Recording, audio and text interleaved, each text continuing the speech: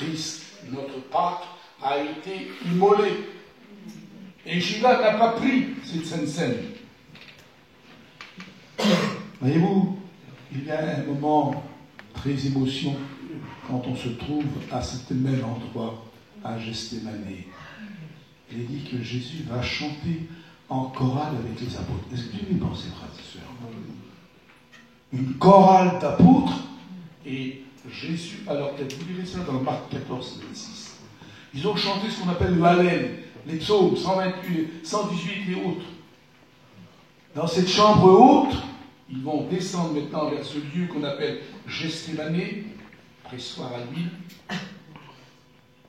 Et Jésus, agenouillé près d'un olivier, est en train d'intercéder son Père pour que cette coupe du péché s'éloigne de lui. Lui, l'homme 3 fois saint, accepte de prendre sur lui toutes les souillures de l'humanité. C'est pour ça qu'il prie, Seigneur, s'il était possible, mais toutefois, non pas ce que je veux, mais ce que toi, tu veux. Amen. C'est un relevé. Il fait quelques pas. Il va réveiller Pierre qui dort. Pierre, tu n'as pas pu veiller 1 heure avec moi. Il faut les comprendre, ces pauvres apôtres. Ce n'était pas de tout repos de mener une vie avec Jésus. C'est du matin jusqu'au soir très tard. Le ministère, c'est fatigant. C'est pas une vie de velours.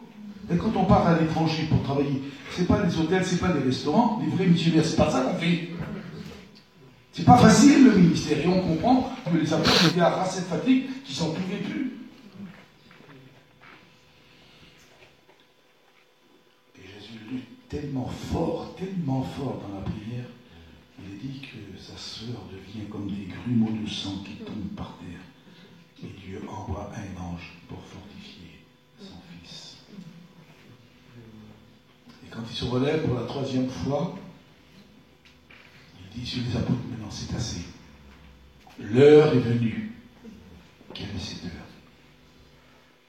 Marc lui donne un nom à cette heure. Marc 14, 32, il l'appelle l'heure des ténèbres. Satan est au rendez-vous. Il se réjouit. Le Fils de Dieu va être arrêté, va être condamné, mis à mort. Et quand il finit ces mots, on entend un bruit, une foule en effervescence. Qu'est-ce qui se passe? Depuis Gethsémane, se trouve au bas du petit fleuve, le Cédron, se trouve en face la porte dorée. Un peu plus loin, la porte des brebis.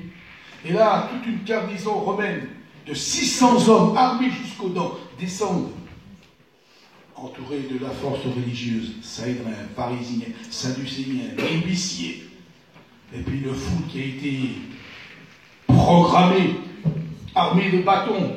Et ils arrivent. Et à leur tête, frères et sœurs, la parole de Dieu nous dit, à leur tête, Judas Iscario, qui est le guide, dit l'apôtre Pierre. Judas a été le guide de ceux qui sont saisis Jésus. Si Jésus avait convenu d'un signe avec l'homme de la chambre haute pour le repas, Judas, avec les soldats et les autres, avait aussi convenu d'un signe. Et il avait dit, celui que j'embrasserai, c'est lui. Saisissez-le. Et quand ils arrivent, le traître s'empare de lui, il le prend dans ses bras. Salut, Rabbi. Rabbi veut dire maître. Affreux menteur que tu es. Judas, Jésus n'est plus ton maître. Ton maître, c'est Satan. Il pense tromper Jésus par un mot, mais on peut tromper les hommes. Mais pas Dieu.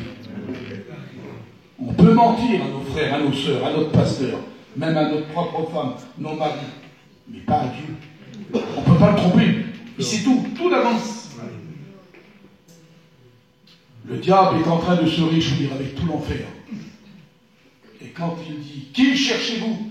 C'est moi, Jésus. Il nous est dit que les 600 Romains tombent par terre. Une corde, c'est 600 Romains. Vous savez, le petit jardin de Gethsémane, je ne sais pas si vous êtes allé en Terre Sainte. J'y suis allé de très nombreuses fois depuis 1973, une bonne quarantaine de fois, donc je le connais à la perfection. On est sur ce groupe de 43 mètres. l'intérieur, vous avez 8 oliviers millénaires, dont un qui est énorme, énorme, et qui a 2000 ans, et que les savants botanistes ont fait des études sur cet arbre, et ils attestent qu'il a vu l'agonie de Jésus. Alors imaginez 43 mètres entourés par 600 hommes, on ne peut pas le franchir. Impossible. Mais quand Jésus dit « c'est moi », ces 600 Romains armés jusqu'aux dents tombent par terre. Ce qui veut dire que Jésus, s'il veut, il peut se sauver. Il n'a qu'à gravir le mont des Oliviers et aller se perdre dans les collines de Judée. Mais il n'était pas venu pour fuir. Il était venu pour donner ça. Amen. C'est alors que les disciples vont tous l'abandonner. Quelle ingratitude! Pendant 3 ans et demi, ils ont été dans sa compagnie. Et là, devant la peur des soldats, tout le monde l'abandonne. Après avoir été jugé sobrement, l'aube se lève. Et quand les premiers rayons apparaissent sur le Golgotha, 3 croix se dessinent, frères et sœurs. Ils sont là comme si c'était 3 arbres qui étaient plantés et chacun d'eux porte un fruit. Sur l'un, le fruit de la révolte, l'un des brigands injuriés Jésus. Hé, toi qui te dis le Messie, sauve-nous toi-même. Sur le second, un fruit de repentance. Comment, toi qui subis la même condamnation, ne crains-tu pas Dieu? Pour nous, c'est justice. Ce qu'on a fait, on méritait nos crimes. Mais lui, il n'a rien fait. Est-ce que vous remarquerez, frères et sœurs, que le seul personnage qui atteste l'innocence de Jésus n'est qu'un assassin, un criminel, un bandit. Tous ceux qui l'ont suivi pendant toutes ces années, où sont-ils? Les innombrables malades qu'il a guéris, où sont-ils pour plaider sa cause? Personne. Il fallait qu'il soit seul. Vous savez pourquoi? Que vous et moi soyons plus jamais seuls. Amen. Je serai avec vous jusqu'à la fin du monde. Amen. Et il est présent encore ici. Amen. Ne crains-tu pas Dieu, toi qui subis la même condamnation? Ah, ce brigand est en train de découvrir qu'il y a un Dieu quelque part. Pour nous, c'est justice, conviction de péché. Lui n'a rien fait. Innocence de Jésus. Et regardez comment il termine. Souviens-toi de moi, Seigneur, quand tu reviendras dans ton règne. Comment c'est-il que Jésus va revenir? J'ai une thèse à proposer, et je pense que ça tient la route. C'est peut-être qu'un rétrograde. Un chrétien qui s'est laissé entraîner par le bien-être du monde. Et Barabbas a été pour eux un chef idolâtre. Et il a entraîné ce chrétien. C'est pour ça qu'il connaît Dieu. C'est pour ça qu'il a la repentance. Et c'est pour ça qu'il sait que Jésus va revenir. Un païen ne le sait pas, ça. Et au milieu, Jésus qui lui donne un fruit de repentance et aussi de pardon. Pardonne-leur, Seigneur, car ils ne savent pas ce qu'ils font. Et vous voyez, sans cette prière, frères et sœurs, le Golgotha aurait été complètement détruit par les anges de Dieu. Rappelez-vous dans l'Ancien Testament, un seul ange, un seul, a frappé 180 000 hommes païens. Dans le 2e livre des rois, vous trouvez ça. Alors vous imaginez quand Jésus dit « Je pourrais appeler à ma terre 12 légions d'anges, 72 000 anges, quel ravage !» Il n'était pas venu pour tuer l'humanité, mais pour sauver. Amen. Vous savez, quelques heures plus tôt, quand Pilate était assis sur son trône, et il disait « J'ai le pouvoir de te libérer ». Jésus lui dit « Tu aurais le pouvoir sur moi si tu n'avais pas été donné du ciel ». Et maintenant, Pilate fait dire par un messager à son mari qu'il n'y a entre toi et ce juste rien. Mais il ne l'a pas écouté. Jusqu'au moment où ils ont dit « Si tu le relâches, tu n'es plus l'ami de César ». Et pour garder sa place de gouverneur, il perd sa place que Dieu avait réservée pour lui. Il y en a qui troquent leur place. Ils troquent leur vie spirituelle, même leur ministère, pour une place. C'est grave, comme c'est grave. Et dans la foule qu'il y a devant lui, il y a les faux témoins qui sont là. Ah. Il a dit qu'il allait détruire le temple. Jésus n'a jamais dit ça. Il a dit, détruisez-le, vous, le temple de mon corps. Dis-moi en 3 jours, je le relève. Dans la foule, il y a l'hypocrisie qui est représentée par tous les pharisiens, les sadducéens, à qui Jésus a dit, oui, hypocrite, pharisien, hypocrite, vous fermez la porte du royaume de Dieu. Qu'est-ce qu'il y a encore? La lâcheté, personnifiée par Pierre qui avait dit, Seigneur, même si tous t'abandonnent, moi, je t'abandonnerai jamais.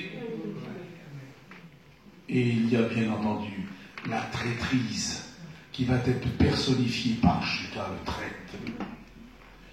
Alors Judas, quand il s'est rendu compte de l'énormité de son erreur, il retourne vers les prêtres. Et quand il le voit arriver, les prêtres, que viens-tu chercher à lui dévouer? Ne me donnez pas ce nom d'ami, car je suis un traître, un infâme parmi les traîtres. Vous savez ce qu'il lui répond? Que nous importe, cela te regarde. Et Judas reprend dans ses mains ces pièces d'argent qu'il a tellement convoitées, et il les jette dans le temple. Reprenez votre argent, elle me brûle les doigts. Et Judas, attiré comme par une force mystérieuse, va se diriger, frères et sœurs, vers un endroit bien précis. Celle que la Bible appelle la vallée de Josaphat. Qu'est-ce qu'il va dire là? Là où il y a des poux, où on veut jeter les poux cassés de tout Israël, la vallée des poteries.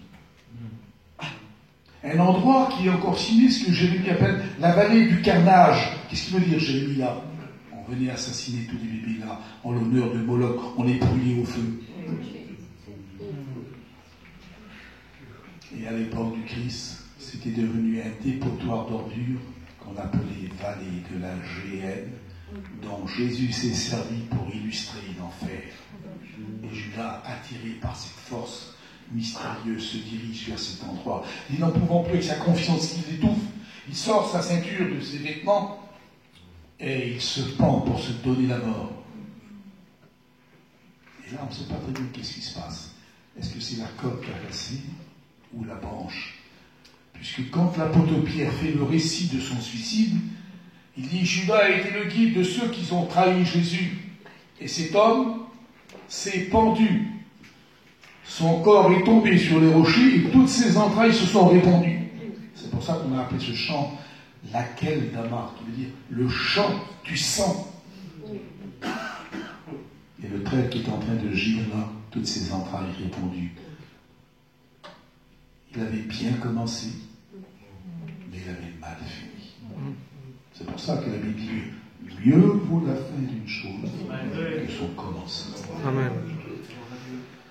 Et voyez-vous, moi-même, comme Joël, comme Biron, on semble être les plus anciens, on a commencé bien d'autres vies, on est en train de bien la finir, parce qu'on est toujours dans le ministère, on est toujours chrétien, et c'est ça qui compte. Au départ, il y a quelques petites embûches, bon, mais le principal, c'est que l'affaire. Alors, il faut que j'arrête parce qu'ils vont louper l'avion.